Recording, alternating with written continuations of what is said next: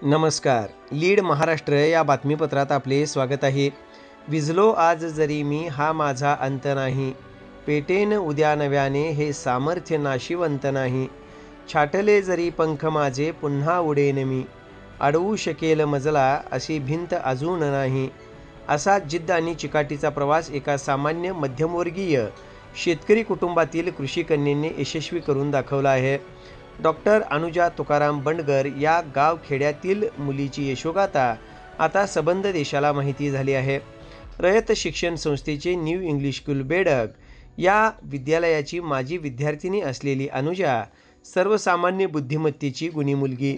रात्रंदिवस काबाड कष्ट करणाऱ्या आईवडिलांची मेहनत पाहून महाविद्यालयीन जीवनात तिने प्रयत्नांची पराकाष्ठा केली आणि होमिओपॅथिक डॉक्टर बनली. कोरोना काळात ग्रामीण जीवन आणि तिथल्या समस्या अडीअडचणी पाहताना तिच्या मनात IAS अधिकारी बनण्याची उमेद जागृत झाली. याच दरम्यान कौन बनेगा करोडपती या खेळात तिला प्रवेश मिळाला. मोठ्या चिकाटीने, धैर्याने, तर्कशुद्ध बुद्धिप्रामाण्यवादाने ती या खेळात उतरली आणि तिने जवळपास 12.5 लाख रुपये जिंकले. ग्रामीण भागात सोयी सुविधा नसतात, चांगले शिक्षण मिळत नाही, इथे भविष्य आकार घेऊ शकत नाही, या सर्व नकार घंटांना डॉक्टर अनुजाने सडेतोड उत्तर दिले आहे, ज्याची दखल स्वतः दस्तूरखुद्द महानायक अमिताभ बच्चन यांनी सुद्धा KBC लाईव्ह शो दरम्यान घेतली. डॉक्टर अनुजा बंडगर हिचा हा थक्क करून सोडणारा प्रेरणादायी प्रवास शाळकरी मुलांना माहिती व्हावा यासाठी आज रयत शिक्षण संस्थेचे न्यू इंग्लिश स्कूल बेडग या विद्यालयात तिचा जाहीर सत्कार करण्यात आला.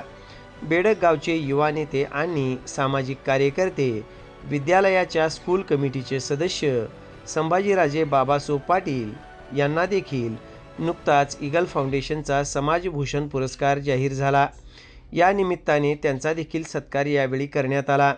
विद्यालयाचे मुख्याध्यापक तथा रयत शिक्षण संस्थेच्या दक्षिण विभागाचे सहाय्यक विभागीय अधिकारी अँथनी डिसोजा, रयत शिक्षण संस्थेचे मॅनेजिंग काउन्सिल सदस्य विनायक सकपाळ, ज्येष्ठ उपशिक्षिका उषा ढेबे, उपशिक्षक विनोद कुमार साळुंखे, रमेश पाटील, सर्व शिक्षक व शिक्षिकेतर कर्मचारी, तुकाराम बंडगर, स्वाती बंडगर, उदयभाऊ पाटील, अमोल आवटी, अर्जुन जाधव, बंडू जाधव यांच्यासह ग्रामस्थ उपस्थित होते.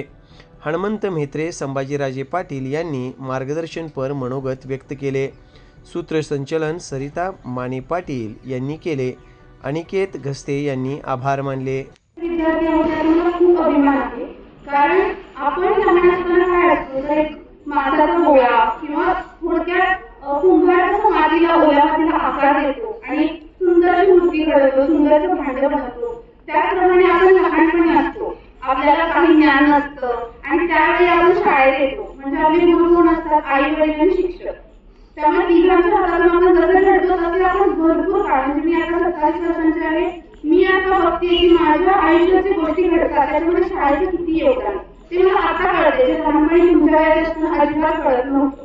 तर मला अजून शाळेला यामध्ये सांगायला आवडते की आता माझ्या वेळेचे धसते सर आणि माने मॅडम आहेत.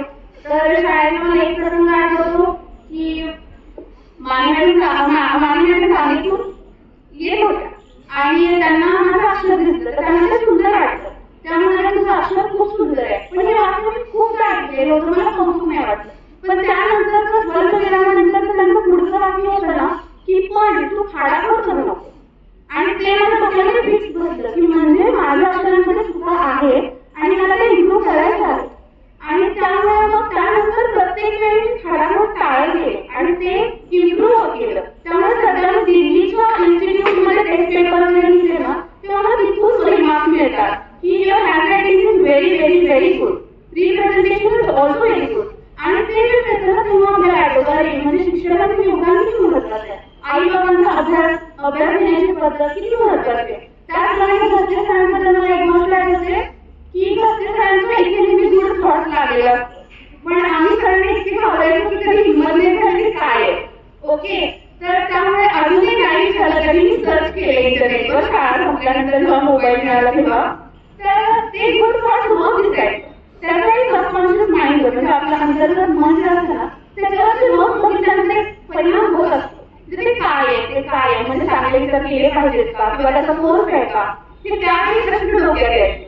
आणि मग त्याच्यानंतर म्हणजे आता आपण जो ओरडतो जेंडर इक्वॅलिटी तर हॉस्टेसर त्यावेळी आम्ही तिघे पण होतो जेव्हा हॉस्टेसर होते तेव्हा.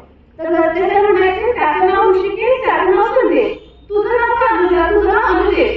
आणि ते कसं म्हणायचं मला आणि मला तेव्हा कळायचं नाही पण मला ते त्यावेळी जेंडर इक्वॅलिटी शिकवत होते.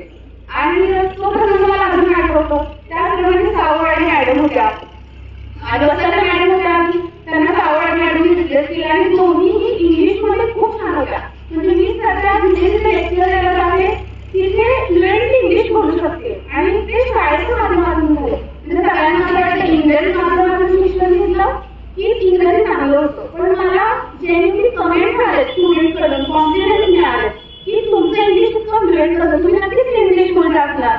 तर त्यांना असं वाटतं न्यू इंग्लिश स्कूल म्हणजे इंग्लिश मिडियम शाळा ना, तर त्यांना सांगावं लागतं की नाही शाळेचं नाव इंग्लिश स्कूल वेगळं आहे पण आमची शाळा मराठी माध्यमातून होती जेव्हा मी होते तेव्हा. आणि तरी मराठी भाषा, हिंदी भाषा, इंग्रजी भाषा तिन्ही भाषा अत्यंत उत्कृष्ट पद्धतीने शिकवल्या गेल्यात इथे. आणि साववाडे मॅडम तर इतक्या छान शिकवायच्या आणि त्यांचं डेडिकेशन इतकं होतं की आम्ही ट्रिपला गेलो, मला इन्सिडेंट आठवतो, आम्ही ट्रिपला गेलो आणि घरी इथे शाळा इथे बसचा प्रवास तर माहितीच नाही, क्लास गावात, तर त्यामुळे असं झालं की बसमध्ये बसायची सवयच नाही. आणि शहरात जाणार तर कुठे मिळत सांगली टू व्हीलर जाणारही येणार आणि बसमध्ये आम्ही गेलो ट्रिपला आणि तिथे साववाडे मॅडमला कळलं की मला खूप उलट्या व्हायला लागल्या, मोशन सिकनेस.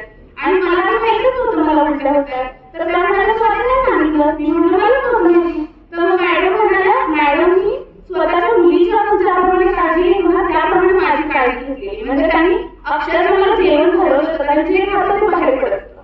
म्हणजे ते ह्या शाळेचं गुण आहेत, म्हणजे शिक्षकांचे जे गुण आहेत ना ते शाळेत खरंच तुम्हाला एवढं कळणार आहे. तुम्ही त्यांना काही म्हणत असाल पण तसं अजिबात करू नका. मला असं म्हणायचं की आता विश्व सरांसाठी इनोव्हेटिव्ह सर आपल्याला मिळाले, ते खूप नशीब आहे आमचं. म्हणजे आपलं नशीब आहे की आपल्या गावाला अशी प्रिन्सिपल मिळालं आणि इथलं इन्फ्रास्ट्रक्चर ते डेव्हलप करतात. जोपर्यंत इन्फ्रास्ट्रक्चर नाही ना तोपर्यंत कोणत्याच गोष्टीची प्रगती होत नसते. आणि त्यांना ते विचार मांडण्यात ते त्या दृष्टीनं काम करतायत की तुमचं खूप मोठं भाग्य आणि गावाचंही भाग्य आहे. त्याचप्रमाणे मला अभिनंदन करायला आवडेल संभाजीराजे दादांचं, कारण त्यांना राज्यस्तरीय पुरस्कार मिळालाय आणि त्यांनी इनोव्हेटिव्ह कॅलेंडर मला जस्ट आत्ताच आतमध्ये दाखवलं, ज्याच्यामध्ये बेडगेचा पूर्ण इतिहास, पूर्ण वारसा, मंदिरं जी आहेत, आपण मंदिराचा आपण नमस्कार करून येतो, मंदिराचा इतिहासच माहिती नाही म्हणजे आपल्याला त्याचं नॉलेज नाही आहे ना. या सगळ्या गोष्टींमुळे काय होतं आपल्या गावाबद्दल प्रेम निर्माण होत नाही. मी साधारणतः 3 वर्षापूर्वी बाबा मला म्हणत होते असं की आपलं गाव असं, आपलं गाव कसं आहे. मी म्हणाले मग गावातून आपल्याला काय शिकायचं, म्हणजे मला कळत नाही काय आपण शिकायचं, कसं गावावर प्रेम करायचं नाही कळत आहे. तर बाबा आणि ह्या वर्षी मला ते कळालं जेव्हा माझा आनंद होता, पूर्ण गाव आनंदात सेलिब्रेशन करत होतं, पूर्ण गाव आनंदात होतं आणि त्यामुळे मला खूप छान वाटलं. मग मला कळालं आपलं गाव असण्याचं महत्व काय.